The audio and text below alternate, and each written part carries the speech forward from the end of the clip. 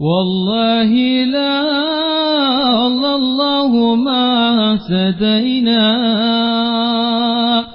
ولا سمنا ولا صلينا والله لا الله ما اهتدينا ولا سمنا ولا صلينا فأنزلا سكينة علينا وثبت الأقدام إن لقينا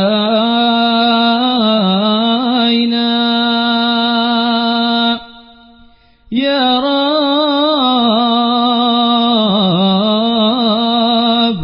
فأنزلا سكينة علينا وثبت الأقدام إن لقينا والمشركون قد بغوا علينا إذا أرادوا فتنة أبينا والله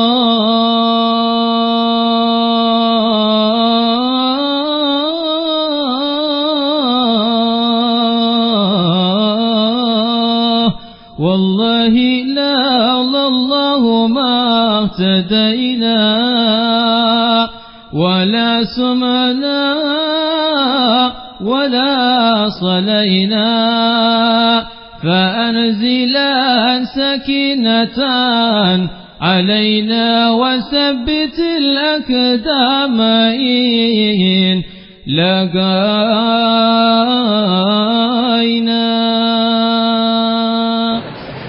Mari kita membaca hadis Rasulullah sallallahu alaihi wasallam. Qala Rasulullah sallallahu alaihi wasallam la tabaghadu wa la tahasadu wa la tadabaru wa kunu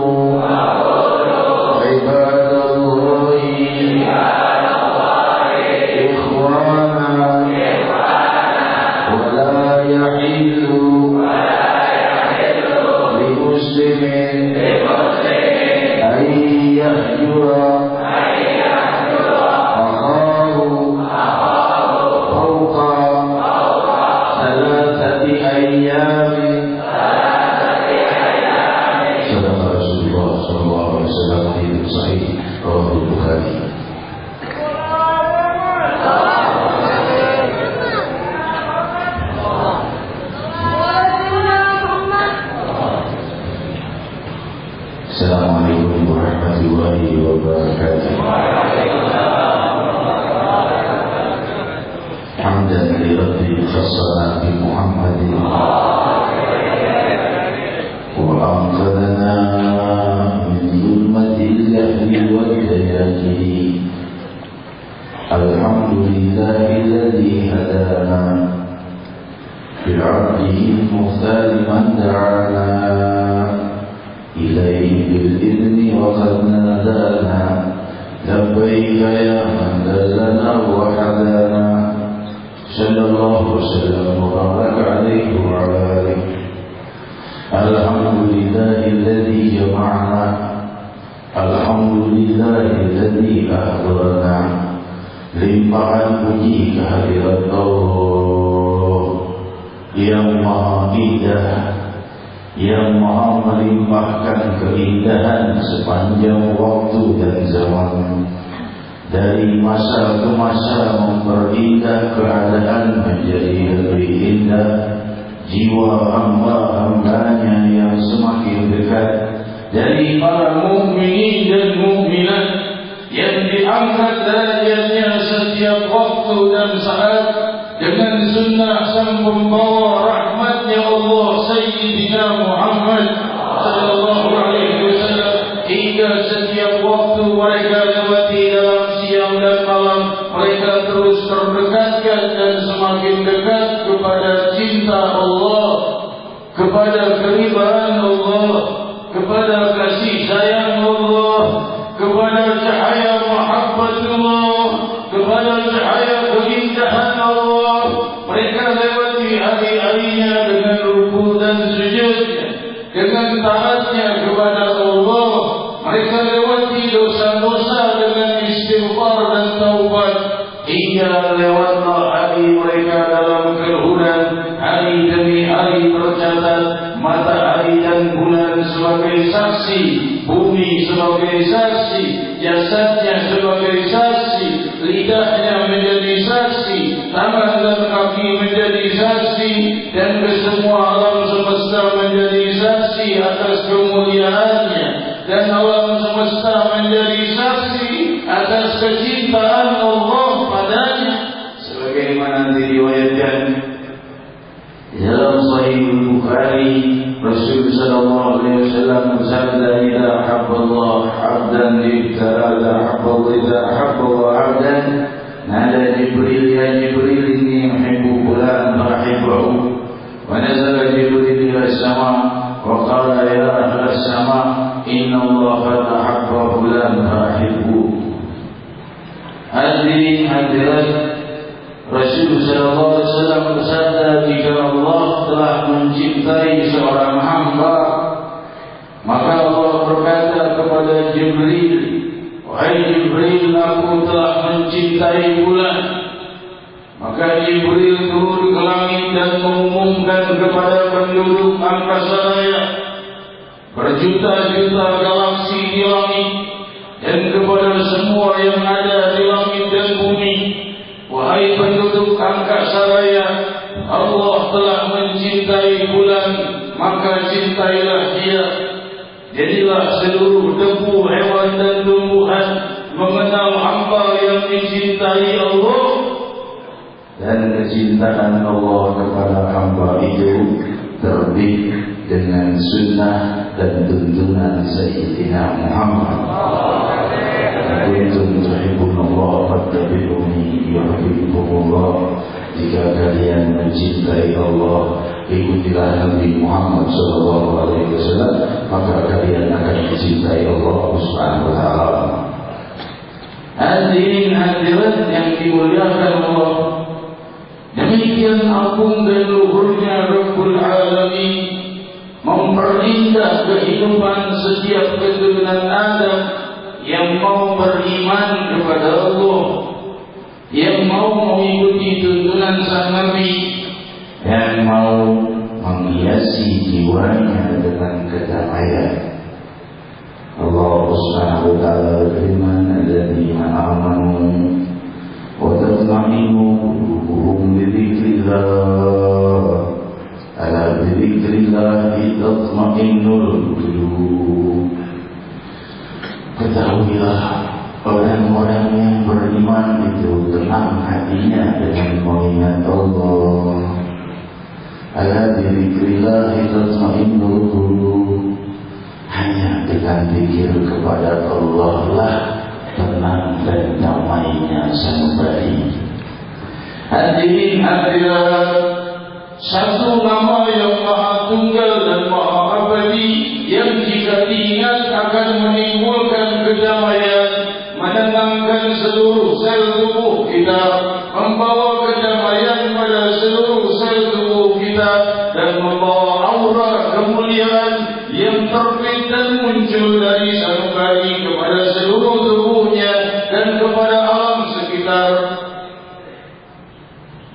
Dr. Herbert Benson dari Universitas dari Fakultas Kedokteran di Universitas Harvard menemukan satu penemuan yang sangat mengejutkan.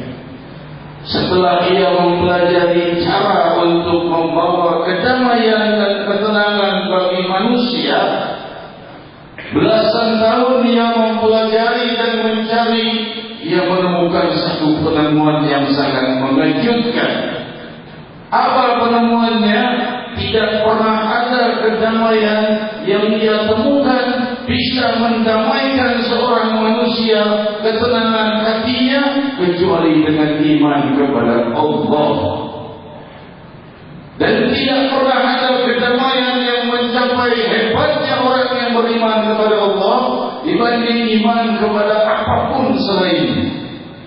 Mengingat air terjun yang indah, mengingat gunung yang indah, mengingat kekasih, mengingat kenikmatan apapun yang ia perbuat untuk mencapai kedamaian, belum ada satu metode yang mereka temukan yang tidak dia temukan terkecuali kedamaian itu sangat memuncak ketika manusia mengingat Allah.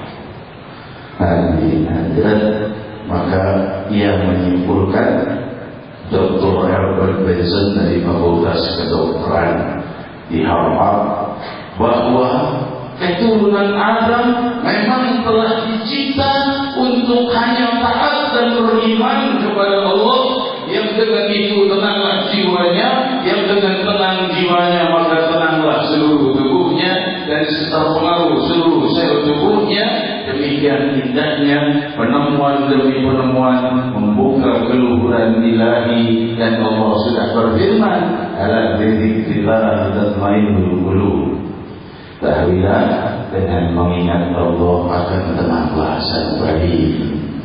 Wahai jiwaku dan jiwa kalian yang diombang-ambingkan dalam gelombang kehidupan, tak dalam limpahan kenikmatan hingga terjebak pada kekufuran dan tidak bersyukur, atau kepada kesusahan hingga terjebak kepada tidak sabar terhadap Allah dan kufur. Gelombang itu terus mengombang-ambingkan keturunan Adam. Namun ketika jiwanya telah menyimpan aura kekuatan terbesar di alam semesta ini, yaitu Allah Jalla wa'ala, maka ia akan tepat. Apapun yang terjadi tidak akan bisa mengecohnya, karena jiwanya bersama Allah Jalla wa'ala. Kalau sudah jiwanya dan sanubarinya bersama Allah, mengingat Allah dalam kemuliaan Allah, maka ia berada di dalam lingkungan benteng kekuatan Allah Jalla wa'ala. Hadirin hadirat yang dimuliakan Allah, Rasul sallallahu alaihi wasallam bersabda sebagaimana hadis yang kita dengar diriwayatkan dalam Sahih Bukhari. Beliau sallallahu alaihi wasallam bersabda, la tahasadu, la tabaghadu, wa la tahasadu, wa la tadabaru, wa kunu ibadallahi ikhwana, wa la yahillu lil muslimin ay yahjura akhahu fawqa thalathati ayyam. Janganlah kalian saling membenci, kata Nabi. Kenapa? Kita akan menjelaskan. Karena kebencian itu akan membawa kerusakan di dunia dan akhirat. La tabaghadu wa la tahasadu. Jangan saling dengki. Lihat saudara kita mendapat kenikmatan, jangan dengki dan iri. Karena yang Maha Memberi masih tetap memberi dan bisa memberi kepada siapapun dari hamba-hambanya yang lain. La tahasadu wa la tadabaru. Jangan saling membelakangi. Tadabaru itu maksudnya adalah orang yang ketika jumpa dengan saudara muslimnya buang muka. Ini tadabaru. La tadabaru, ringkasnya adalah jangan bermusuhan. La tadabaru wala yahil li muslim ayyahjar akhahu fawqa thalathati ayyam. Dan tidak dihalalkan bagi seorang muslim untuk bermusuhan melebihi 3 hari. Sebelumnya sang Nabi mengatakan wa kunu ibadallahi ikhwan. Jadilah kalian sesama hamba Allah itu bersaudara. Sesama muslimin itu bersaudara. Persaudaraan yang lebih erat dari persaudaraan pertalian darah. Karena kalau saudara pertalian darah, wafat berpisah. Tapi kalau saudara di dalam iman, wafat di dunia, di barzakh dan di akhirat tidak pernah berpisah. Wa kunu ibadallahi ikhwana.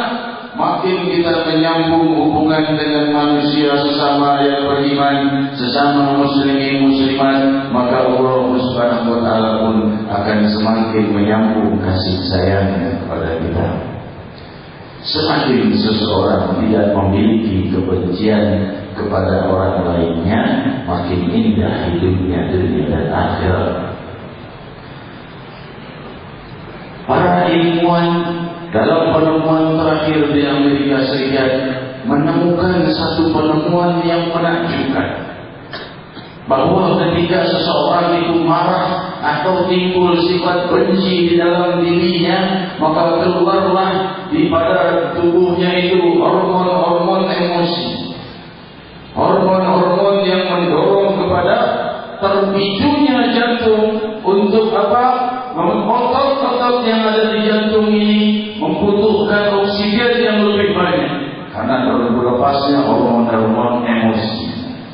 Marah seseorang atau ia benci pada sesuatu, benci pada orang lainnya atau lainnya, maka itu akan menyebabkan terlepasnya hormon-hormon tersebut, dan itu jika terjadi akan membuat kebutuhan yang berlebihan atas oksigen di otot-otot jantung yang tidak bisa dipenuhi oleh paru-paru. Kebutuhan oksigen itu berbeda dengan orang yang berlari, jantungnya berdebar cepat tapi tubuhnya bergerak.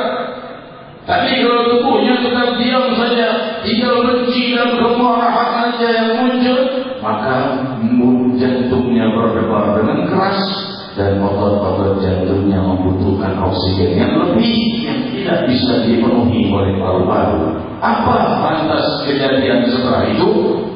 Itu menyebabkan pemantalan keping-keping darah di jantung. Apa penyebabnya? Apa yang akan terjadi setelah itu? Hal itu menyebabkan seringnya terjadi serangan jantung. 60% serangan jantung terjadi pada orang yang sering marah dan sering benci kepada orang lain. Penemuan yang lebih menakjubkan, mereka meneliti orang-orang yang sakit. Para ilmuwan di Amerika, mereka meneliti orang-orang yang sakit. Mereka merasa lebih ringan sakitnya ketika memaafkan orang yang menyakiti mereka. Ini penemuan dengan jelas selaras dengan sunnah Sayyidina Muhammad. La taqabbalu wa la tahasadu wa la tadabaru wa kunu ibadallahi ikhwana wa la yahillu lil muslim ay yahjur akha qawla thalathati ayyam. Jangan saling memusuhi, jangan saling benci. Sang Nabi telah memahami, karena di dalam setiap tuntunan beliau itu tersimpan kesejahteraan dan kesehatan di dunia bagi tubuh dan juga kebahagiaan di akhirat. Semakin sirna seseorang dari membenci orang lainnya, makin ringan semua penyakitnya, makin jauh dari serangan jantung. Demikian hebat sunnah Muhammad Rasulullah SAW. Orang yang paling memaaf Sayyidina Muhammad SAW. Hadirin hadirat yang dimuliakan Allah, Allah Subhanahu wa taala telah menjadikan kemuliaan pada jiwa yang dipenuhi dengan cahaya ilahi, maka jiwa itu akan sulit dendam kepada siapapun. Demikianlah jiwa Sayyidina Muhammad SAW. Dia akan dipenuhi kekuatan ilahi, berpengaruh kepada apapun yang ada di dekatnya. Sebagaimana penemuan Profesor Masaru Emoto dari Jepang yang telah sering kita dengar, bahwa air itu bereaksi dengan emosi orang yang ada di hadapan. Kalau orang yang di hadapannya marah-marah, maka air itu dilihat pada mikroskop dengan skala tertentu, maka berubah menjadi buruk bentuknya air itu. Dan ketika orang yang ada di hadapan itu tenang, maka air itu berubah menjadi lebih indah jika dilihat pada skala tertentu di mikroskop. Ini jiwa yang tenang, lebih-lebih lagi jiwa yang dipenuhi cahaya Allah. Ini berpengaruh bukan hanya pada air, tapi pada alam semesta, bahkan merubah hal-hal yang hina menjadi mulia sebagaimana firman Allah di dalam hadis qudsi riwayat Sahih Bukhari dan Muslim, "Humul julasa la yashqa bihim jalisuhum." Orang yang duduk bersama orang-orang yang berzikir, walaupun niatnya tidak ikhlas berzikir, ia kebahagiaan pahala dan kemuliaan. Kenapa? Karena bersama aura zikir. Air bisa bereaksi dengan jiwa yang ada di depan. Demikian pula alam semesta ini. Hadirin hadirat yang dimuliakan Allah, inilah Allah Subhanahu wa ta'ala menjadikan jiwa-jiwa mulia itu membawa penyelamat di muka bumi. Sebagaimana Allah Subhanahu wa ta'ala berfirman, "Laula rijalun minal mu'minin wa nisa'un minal mu'minat lam ta'lamuhum." Yang tidak akan, kalau seandainya bukan karena pria-pria mukminin dan wanita-wanita mukminat yang kalian tidak ketahui kemuliaan mereka itu, "Lau tazayyalu la'adzabna alladziina kafaru minhum 'adzaban alima." Kalau mereka itu tiada, kalau mereka itu pergi, maka niscaya akan turun azab yang pedih kepada wilayah itu. Tapi karena ada kaum mukminin dan mukminat, silahnya jamaah. Sebagian ulama menafsirkan bahwa ini adalah jamaah pada orang-orang yang melakukan salat jamaah atau jamaah majlis ta'lim atau jamaah majlis zikir. Keberadaan mereka inilah yang menyingkirkan musibah. Kenapa? Karena alam semesta sudah ditata oleh satu kekuatan tunggal yang maha menata segala kejadian untuk tetap memuliakan dan membawa keberkahan bagi jiwa-jiwa yang dipenuhi cahaya Allah. Allah Subhanahu wa ta'ala berfirman di dalam hadis qudsi, "Ana ma'a 'abdi haitsu ma dzakarani." Aku bersama hambaku ketika hambaku mengingatku, wa taharrakat bi syafatah, dan ketika kedua bibirnya bergetar menyebut namaku. Kalau sudah Allah bersamanya, maka kedamaian bersamanya. Kalau kedamaian bersamanya, kedamaian bersama di sekitarnya. Demikian indahnya jiwa Sayyidina Muhammad SAW, dan semoga aku dan kalian terwarnai dengan cahaya keindahan Allah SWT. Hadirin hadirat yang dimuliakan Allah, setiap perbuatan ibadah yang merupakan sunnah sang Nabi tersimpan padanya cahaya keridhaan ilahi. Diriwayatkan dalam Sahih Muslim dalam salah satu hadis qudsi bahwa Allah Subhanahu wa ta'ala berfirman di hari kiamat kepada para hamba-hambaku, "Aku sakit, kenapa kalian tidak menjengukku? Aku lapar, kalian tidak memberiku makan. Aku haus dan kalian tidak memberiku minum." Maka para hamba-hamba bertanya, "Wahai Allah, sungguh bagaimana engkau ini sakit sedangkan engkau Rabbul Alamin? Bagaimana engkau lapar sedangkan engkau Rabbul Alamin? Bagaimana engkau haus sedangkan engkau Rabbul Alamin?" Allah menjawab, "Hambaku, kau lihat hambaku bulan sakit, kau tidak menjenguknya. Wa in udtahu lawajadtani indah." Kalau seandainya kau menjenguknya saat itu, kau akan temukan aku ada bersamanya. Maksudnya apa?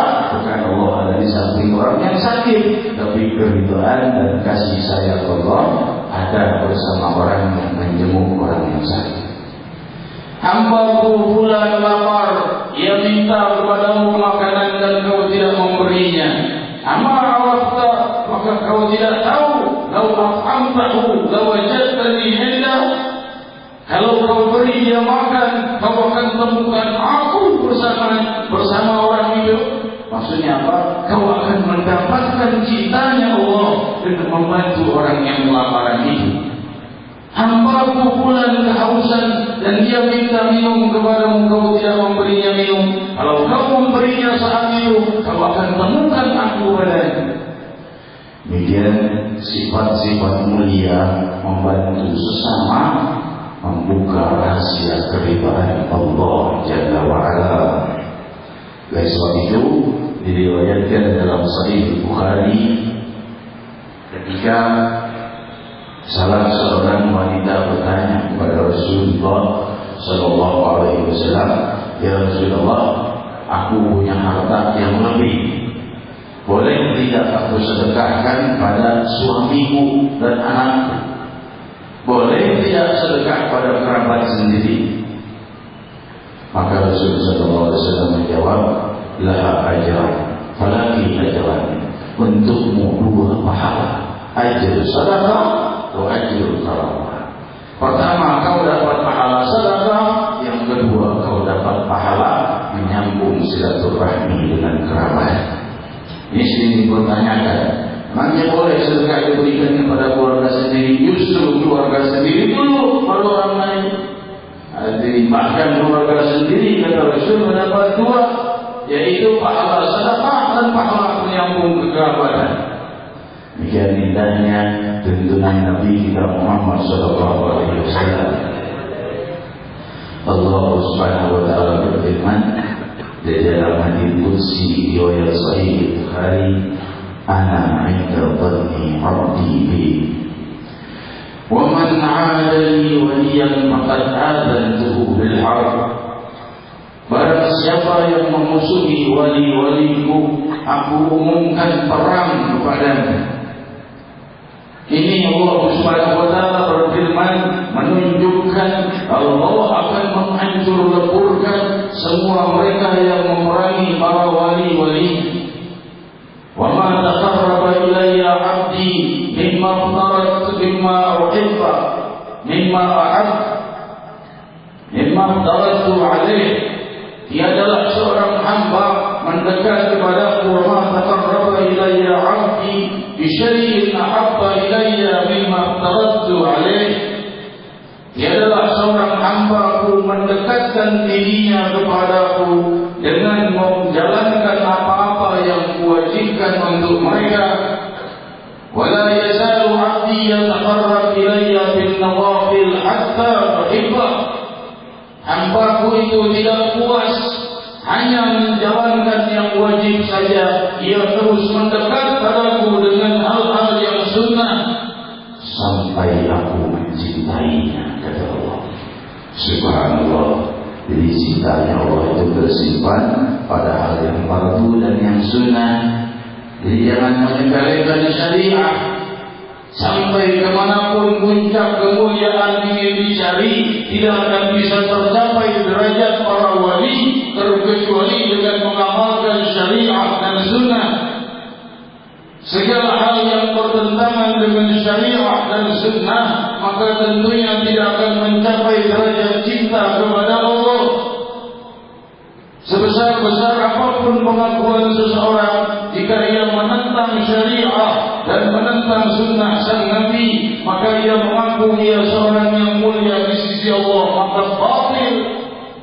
Karena seorang wali tidak dicintai oleh Allah dan diangkat oleh Allah menjadi wali terkecuali ia telah mengamalkan hal yang fardu dan yang sunnah sampai Allah mencintainya. فإذا أحببته كنت سمعه الذي يسمع به وبصره الذي يبصر به ويده التي يبطش بها ورجله التي يمشي بها وإن أسألني لأعطينه ولئن استعاذني لأعيذنه. Demikian riwayat Sahih Bukhari, jika hamba-hambaku itu sudah mendekat kepadaku dengan hal yang fardu dan hal yang sunnah sampai aku mencintainya, maka jika aku mencintainya, aku akan menjadi pendengarannya yang dia gunakan untuk mendengar. Aku menjadi penglihatannya yang dia gunakan untuk melihat. Aku menjadi tangan dan kakinya yang dia gunakan untuk bergerak. Dan jika ia minta kepadaku, kabulkan pemberiannya. Jika ia minta perlindungan, maka aku melindunginya.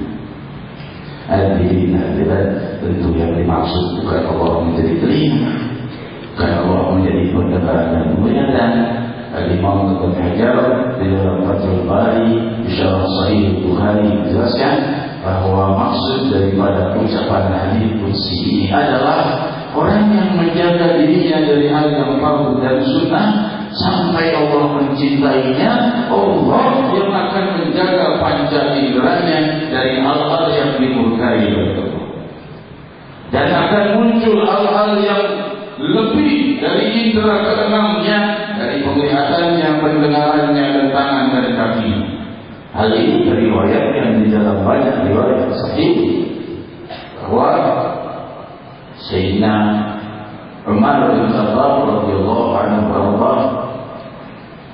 di dalam tarikh Baghdad, dia sedang berkhutbah Jumat, tiba-tiba tengah-tengah khutbah dia berteriak, naik ke atas bukit. Para sahabat bingung, lagi khutbah Jumat bisa suruh naik ke atas bukit, maksudnya apa? Ada Sayyidina Ali bin Abi Thalib radhiyallahu anhu hadir saat itu. Sayyidina Ali berkata, catat tanggal ini, tanggalnya, waktunya, catat. Maka para sahabat mencatat. Tidak berapa minggu kelompok pulang dari peperangan, mereka berkata, kami terjebak dalam peperangan, hampir saja kami kalah. Tiba-tiba kami mendengar suara tanpa wujud, suaranya Sayyidina Umar bin Khattab yang mengatakan naik ke atas bukit. Wujudnya tidak ada, cuma suaranya saja. Kami naik ke atas bukit, lalu kami meneruskan peperangan, akhirnya kami menang. Kapan itu terjadi? Dia berkata hari Jumat, kira-kira saat khutbah Jumat. Subhanallah, Sayyidina Umar sedang khutbah Jumat, seraya berkata naik ke atas bukit. Ia sedang berhadapan dengan jamaah, tapi penglihatannya dan pendengarannya sampai kepada saudara-saudara muslimnya di tempat yang jauh. Ia menolong mereka dan membantu mereka dengan memberikan kepada mereka penyelesaian yang membuat mereka menang.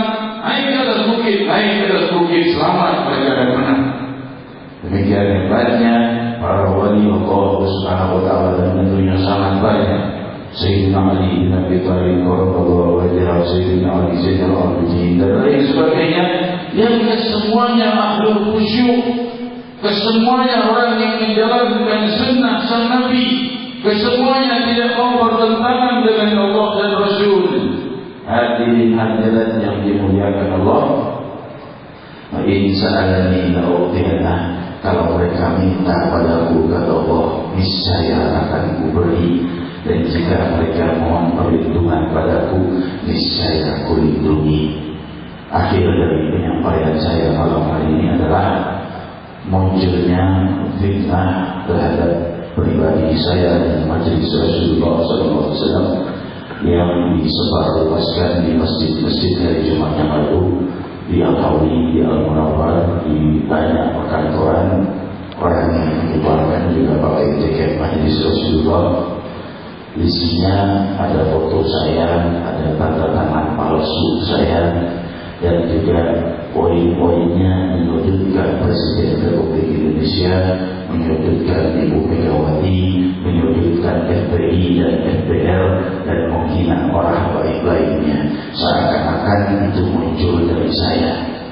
Selebaran dibagikan sebanyak-banyaknya. Hari ini hadirin, saya mohon jangan ada yang mengambil tindakan anarkis, karena saya sudah memaafkannya. Biar saja mereka terus demikian, kita dan saya terus berdoa setiap malam agar Allah berikan bagi mereka hidayah. Kalau yang mereka perbuat ingin memusuhi dakwah Sayyidina Muhammad, bukankah yang kita ajarkan kedamaian? Bukankah yang saya sampaikan agar kita mencintai Allah dan Rasul? Damai di wilayah ini, damai bangsa ini, damai masyarakat kita, damai dan makmur kehidupan kita dunia wal akhirat. Inikah yang mereka berani?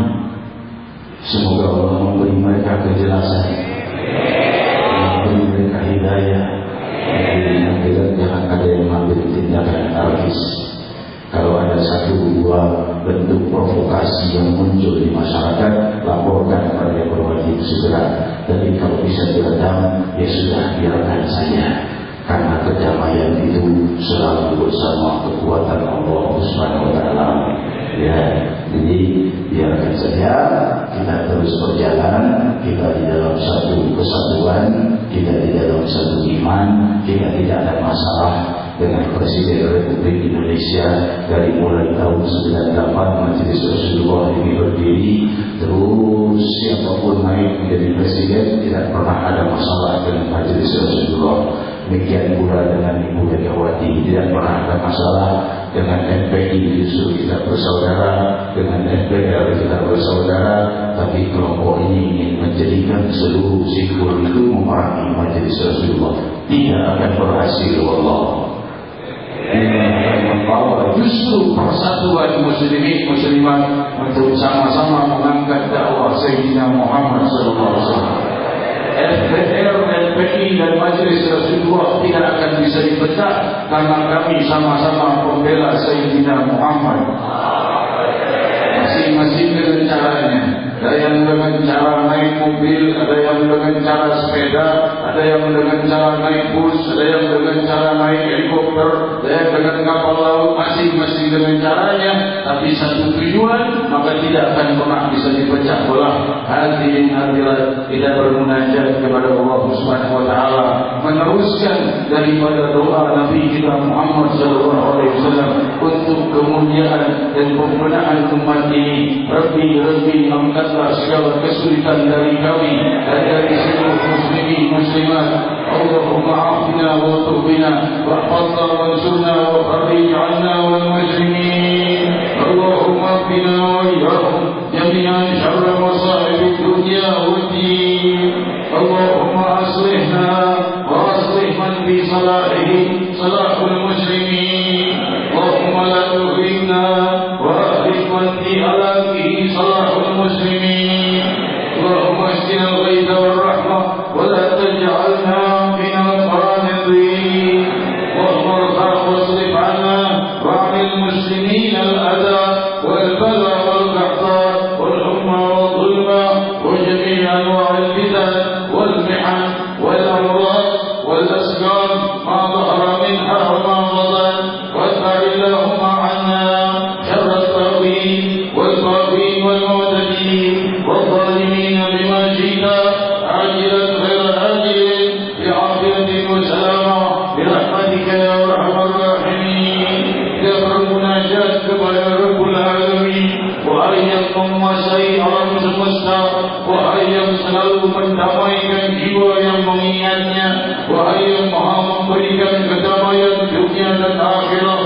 Damaikan jiwa kami, damaikan hari-hari kami, damaikan kehidupan kami, damaikan alam barzakh kami, damaikan kematian kami kelak, damaikan kami di yaumul qiyamah. Wahai cahaya kedamaian dunia dan akhirat yang terbit dengan kebangkitan Sayyidina Muhammad, kami bertawassul demi keluhuran dan cahaya risalah sang Nabi, agar kau terangi jiwa kami dan kehidupan kami dan hari-hari kami dengan keagungan nama-Mu. Wa qulu jami'an ya Allah ya Allah ya Allah ya Allah ya Allah ya Allah ya Allah ya Allah ya Allah ya Allah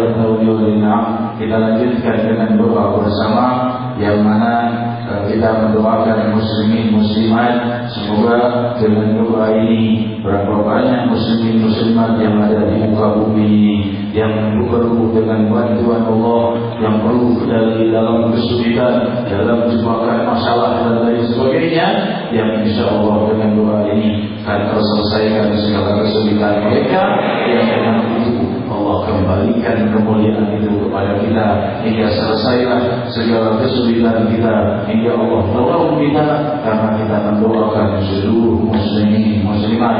Dan malam minggu yang akan datang mereka keluar majlis Rasulullah SAW diadakan di wilayah Rawabelong, Jakarta Selatan, dan kemudian diteruskan ziarah ke luar Batak. Demikian, semoga bersyukur. Ya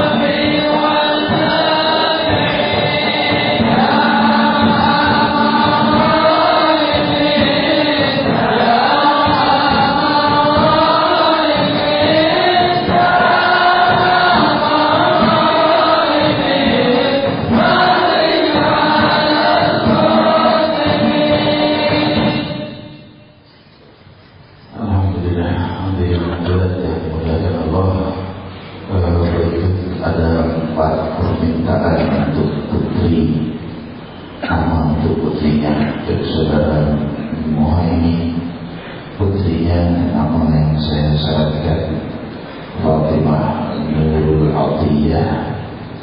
Fatimah Nurul Atiyah yang artinya Fatimah cahaya anugerah. Untuk saudara yang meminta nama putri kembar, duanya kembar, Fatimah Nurul Inayah, Fatimah Nurul Rahmah, Fatimah Nurul Inayah, Fatimah Nurul Rahmah, Fatimah cahaya bimbingan Allah Subhanahu wa Ta'ala, dan Fatimah cahaya rahmatnya Allah Subhanahu wa Ta'ala. Dan minta terakhir juga untuk putrinya dari saudara Nur Hadi, nama yang saya berikan Fatimah Nur Zahra, Fatimah cahaya bunga yang indah. Semoga putri-putri muda ini paling berkah dari ayah bundanya dunia dan akhirat. Kita ucapkan selamat datang kepada para hadirin kita, para ulama kita. Di sini ada Habib Salim bin Umar Al-Qas, lama tidak hadir, alhamdulillah sekarang bersama kita. Semoga diberi rahmat dan kemuliaan. Juga para hadirin, para kiai, para ulama kita. Di sini hadir juga ketua Masjid Raya Munawwar, Bapak Eja Nurdin. Semoga diberi rahmat dan kemuliaan. Dan mengucapkan doa maghfirah kepada ayahanda kita Al-Habib Mustafa Al-Qas, ditafadhal masykuran. Bismillahirrahmanirrahim. Allahumma salli ala sayyidina Muhammadin fil awwalin wal akhirin. Wa salli wa sallim ala sayyidina Muhammadin fil nabiyyin wal mursalin. Wa salli wa sallim ala sayyidina fi kulli waqtin rahim. Wa salli wa sallim ala sayyidina fil